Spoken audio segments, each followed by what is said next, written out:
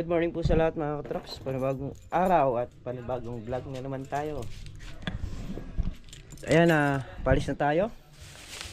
Ito na yung mga ating dadalhin na ulam, mantika, asukal. Ayan, so palusong na tayo ng bukid dahil ngayong araw po pipitas tayo ng sitaw.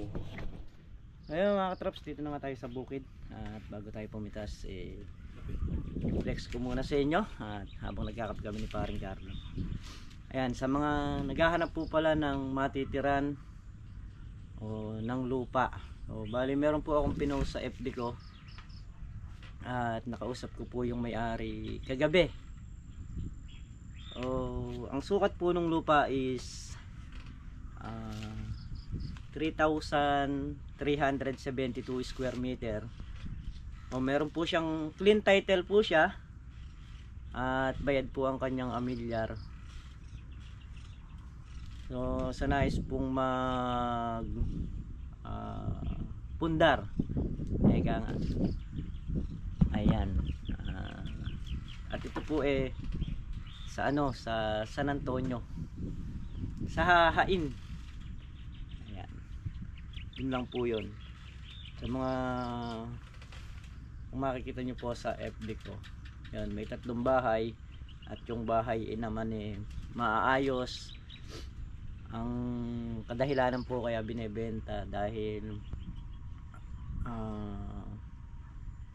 tawag nito, nilang magkakapatid yung binigay ng magulang sa kanila, silang magkakapatid, kaya lang wala nang umuwi doon, pamana, dahil may kanya-kanyang pamilya na rin, so wala nang umuwi dun sa lugar nila, kaya ganong mas ninais na lang nila na ibenta. Sa mga nag-i-invest, ayan, pwede po yun, at maluwang po yung lote, pwede po siyang gawing private resort sa 3,372 square meter. Yung pong mga bahay nasa harapan, kaya hindi makakaabala ron sa likod. Kung halimbawa mang gawing private resort, pwede po. At kung hindi naman, bagay po yung isang bahay malaki, yung 2 bahay hindi naman ganong kalakihan, nasa sa bibili na lang yon kung gusto niyang ipatanggal.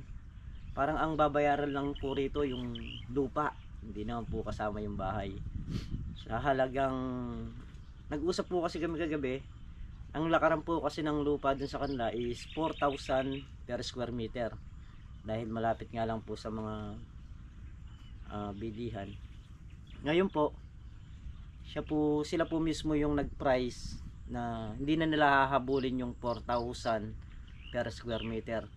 Kahit po mabenta lang nila ng 2,500, sabi niya sa akin kagabi, per square meter, okay na.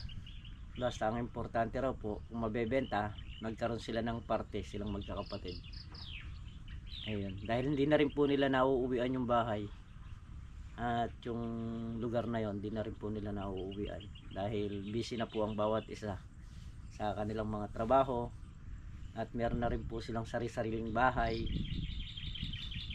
kaya ganong inaalis nila. At isa pa pong maganda ron, dun po sa 2,500 na sinabi ko sa inyo is nabawasan pa po yun, ginawa pa po nilang 2,400. So yun lang po i-share ko sa inyo, kasi nga po pwede kong ipilit dun sa 2,500 alam din naman nila, pero hindi natin gagawin yun kasi sa 2,400 na sinabi nila, yun lang po yung ibibigay kong price sa inyo. Sa mga gusto pong tumingin, PM nyo po ako sa Nomer Quintero at lilibutin po natin. Bigyan nyo po ako ng araw kung kailan para po mapasyalan natin, at kung sakali magustuhan nyo, so napakabilis po ng bilihan kasi kumpleto papel. Yan. At yun, tayo pipitas na ng sitaw. Ayan.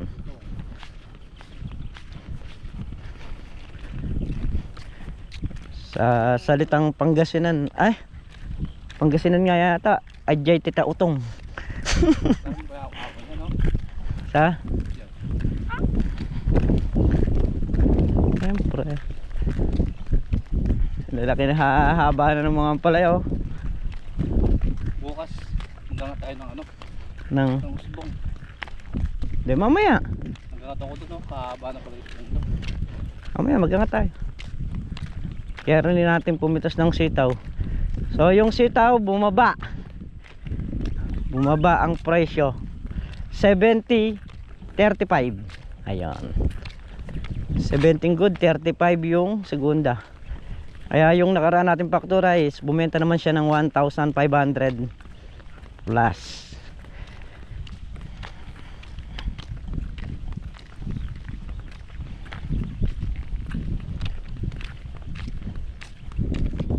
Yo. Si Makmak nandito na rin.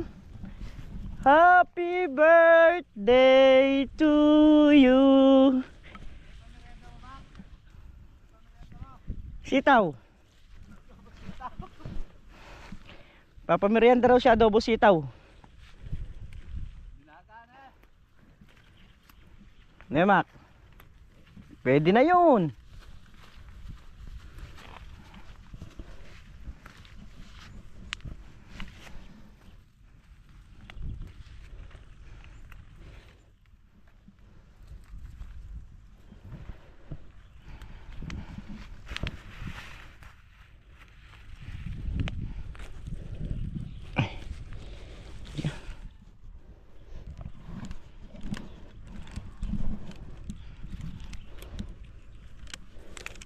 Ito natin dito dahil din tayo lulusot sa kabila mamaya. Para paglabas bibit-bitin lang.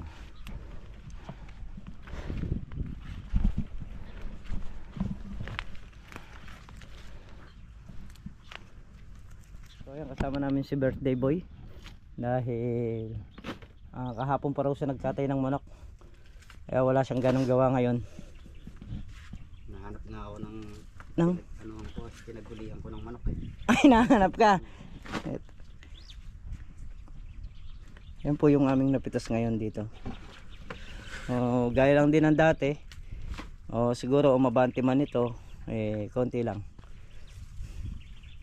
Kung naka 1.9 nung nakaraan, baka mga 2.3 mga ganon. Ngayon 2.3, 2.4. So talagang dito sa lugar nung tinatamnan na to napakahina ng gulay, hindi makasintad, hindi makapagpaani ng maganda. Ay.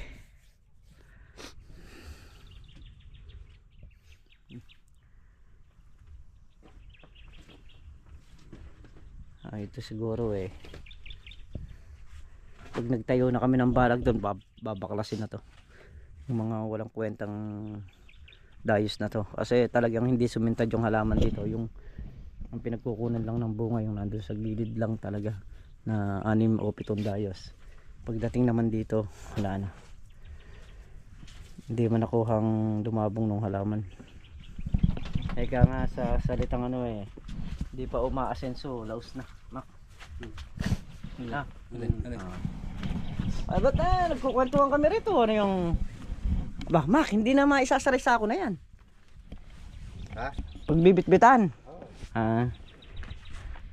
Para yung may iwan, konti na lang. Sige. Dahil tapos na nga kaming pumitas, update ko naman po kayo dito sa ating ampalaya. Ay, malambot pa. Basang-basa pa talaga ang lupa.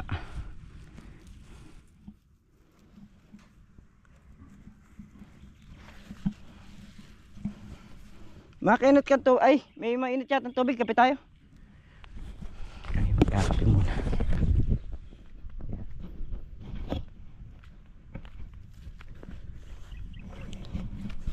Ito bunga na ito mga katrops. Bungang puno.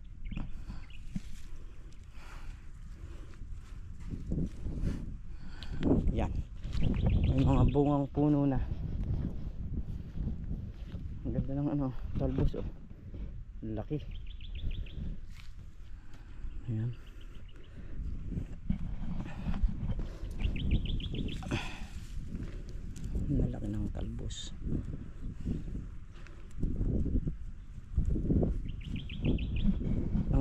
masaya sa farmer mga katrops yung pagka maani ka na.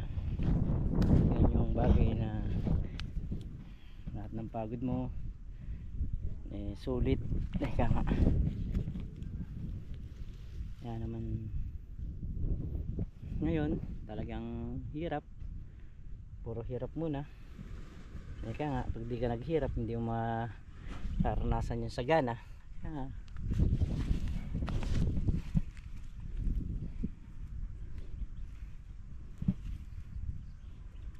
Kaya sanay naman tayo doon sa hirap.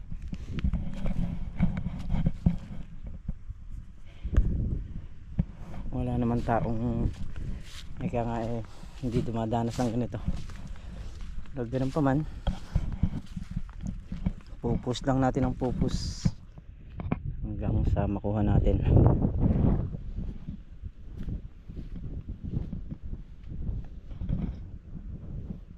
Yung iba niyan may mga patanaw na.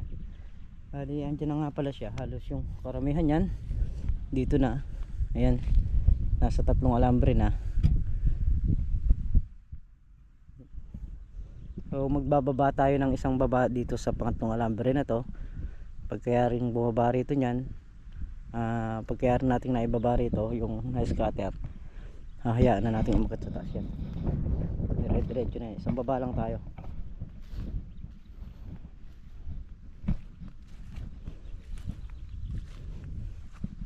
Meron namang iba na talaga ngayon nasa pang-4 na. Ito, gaya nito, ito. Bababa natin yan dito sa 5. Yeah.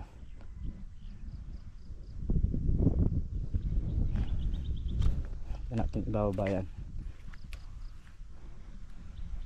Yan, nahayaan natin umakit yan. Ito lang yung huling baba nila, isang scatter lang yan. So yun mga katrops, bali yung ating pitas ng sitaw ngayon is 17.4. Matras pa nung dalawang mahaba. Maraming gulgul yan mga gulgul, yung mga hindi na pwede, mga putol-putol na sitaw, no?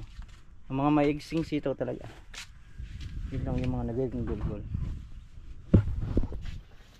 So yung mga katraps, bali nakayari ng itinor at naka 1.7 nya, saka 400, umatras pa ng 200 yung ating mahaba.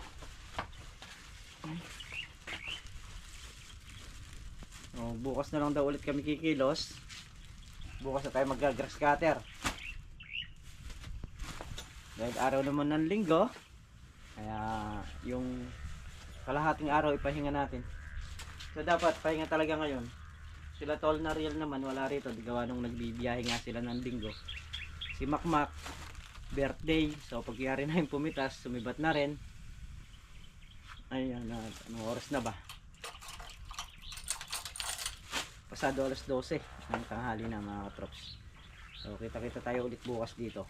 Pero sa ngayon, bahay muna tayo at makapagpahinga ng konti. Paring Carlo may dala pang talbos talbos ng talbos ng ampalaya. Ayan, dun sa sitaw meron kasing mga naligaw na ampalaya na talbos. Ayun, dun niya kinuha. Tapos yung mga reject na sitaw, ayun, dala niya para maipamigay sa mga kapitbahay. Oh, let's go mga katrops. So, tayo pa uwi na. At yun nga, mamaya pupunta tayo dito sa mga player dito sa Santa Isabel dahil meron na namang itinayong team dito na Miguelito Katrops. So i-design na yung damit. Bukas magpapatahi naman. Ayan naman, bibigay natin yung pang down para dun sa tatahiing uniforme. Ayan, babalik din tayo mamaya rito mga katrops. So pinakapahinga natin sa araw ng linggo, ilang oras lang din. sa umaga. Pero sa gabi naman sulit, napapahinga tayo ng maayos.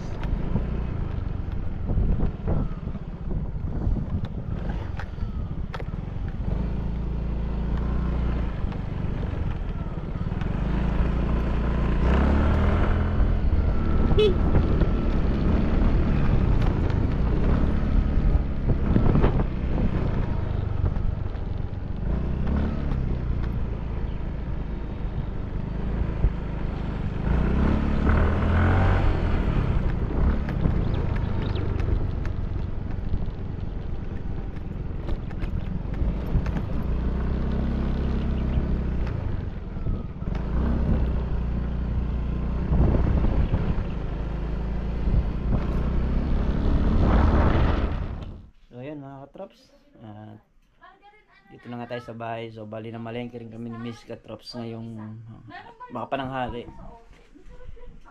Ay naka, ayan. So muli mga katrops, kita-kita tayo sa susunod na upload at mag-iingat po ang lahat palagi. Bye po sa lahat.